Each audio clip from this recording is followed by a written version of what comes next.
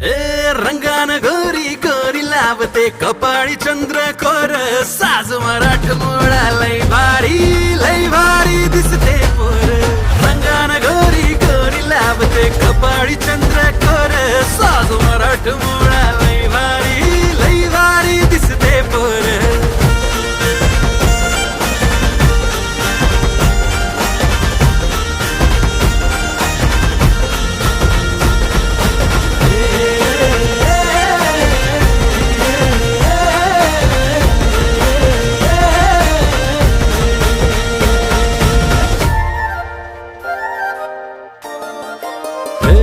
घारळ